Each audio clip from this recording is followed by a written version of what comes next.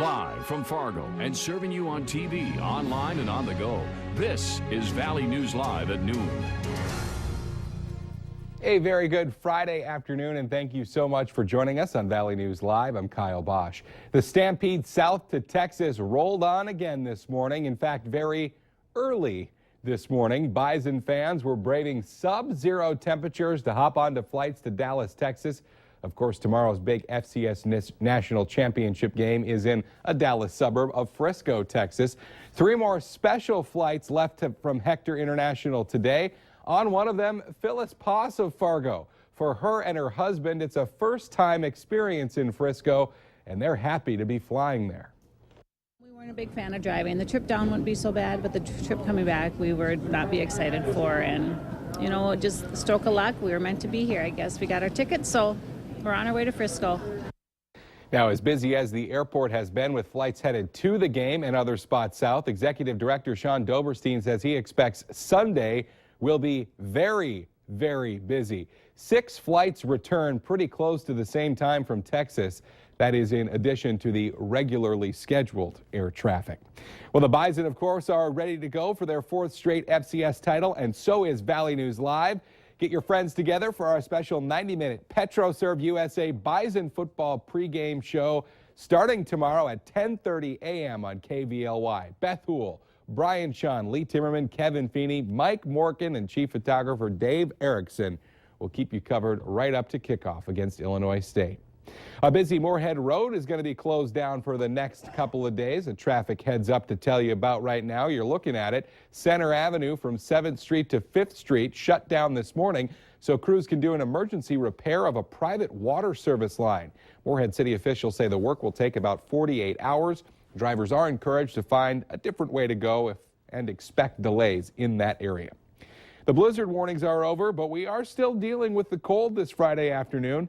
Let's check in right now with meteorologist Robert Hahn, who has a first look at our Friday afternoon forecast. Yeah, certainly cold out there, but not as cold as we saw on several mornings over the past few days. Right now here at the noon hour, we're in the single digits above and below zero. Good news, wind chill advisory expired at the top of the hour just a couple of minutes ago. However, we're still going to be dealing with some cold wind chills. With those temperatures in the single digits above and below zero, you factor in those winds around 10 to 15 miles per hour. And it is giving us wind chills as cold as 24 below in Devils Lake, minus 15 here in Fargo, 20 below in Grand Forks, also minus 20 in Fergus Falls. Hardly a cloud in the sky, plenty of sunshine. Sun's not going to warm us up too much, though. Again, high temperatures, maybe a few degrees warmer than we're at right now. Underneath, nothing going on in terms of precipitation. Anticipated to be dry today and dry throughout the next 7 days. We're going to show you the first 2 days of that 7-day forecast today. Yeah. Cold tomorrow, another cold day. Very cold tonight. Could have some issues with wind chills once again overnight tonight.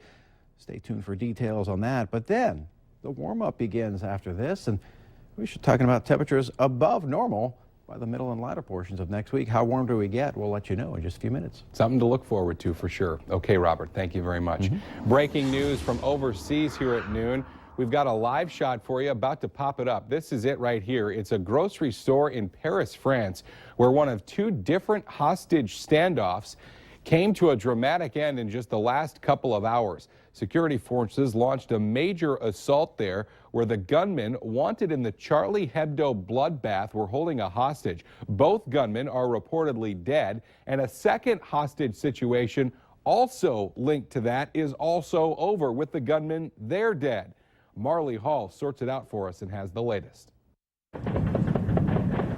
Gunfire and small explosions north of Paris ended a massive 2-day manhunt for the Kouachi brothers.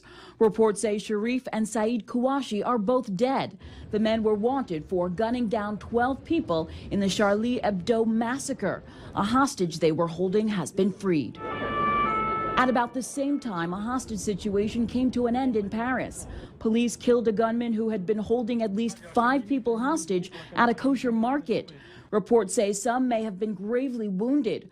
A police official tells the Associated Press the suspect may be responsible for gunning down a female police officer in Paris yesterday and may be linked to the newspaper shooting. Marley Hall, CBS News. Several injuries and deaths are being reported in the situations, though there is no official word on exactly how many right now. Obviously, We'll continue to follow this story for you. Look for developments at valleynewslive.com. A Fargo firefighter was hurt last night when a car hit a fire truck that was working a different crash scene. It all happened along Interstate 29 near 7th Avenue North. Fire officials say the crew had put its trucks to protect the first crash, and as they returned to it, another car came sliding in and hit the fire engine. One firefighter did have to be taken to the hospital for evaluation, but was treated and released. Friday means it's time to get a look at this week's Valley's Most Wanted. Police say Anthony Rodriguez is wanted for a probation violation and failure to appear. You should call your local law enforcement if you have any information on Rodriguez. Flu season is getting worse in North Dakota. The state health department now says 7 people have died from the flu this season. All of the people who died were elderly, and the cases were scattered around the state. Now, the number of flu cases in North Dakota has exploded. Nearly 3,000 were confirmed as of Sunday, more than double from the week before. A North Dakota Department of Transportation team is working with Grand Forks County officials evaluating the railroad crossing where 2 people died in a school bus train crash earlier this week. The initial review shows the crossing does meet federal safety standards, but the local road authority could request more safety features. Now, any enhancements would need approval from the railroad BNSF. Don't forget that our annual bridal preview is going on this weekend, not just getting people ready for the big Bison game. And if you head over there, you've got a chance to win a $15,000 wedding package. It's all going on Sunday at the Fargo Civic Center. Doors open at 11 with the fashion show at 3 p.m. co-hosted by my wonderful Valley Today co-host Lisa Bedeau. Now, after the fashion show is that drawing for that grand prize giveaway. You do have to be present to win, and you can still get signed up. Just head to our website, valleynewslive.com, and click on the Bridal Preview button. Coming up a little bit later here on Valley News Live at noon, retirement is not what it used to be. Meet a woman who has worked not 1, but 2 different jobs after retiring from 40 years in her first career. But coming up next, meteorologist Robert Hahn will be back in with weather to help plan your Friday.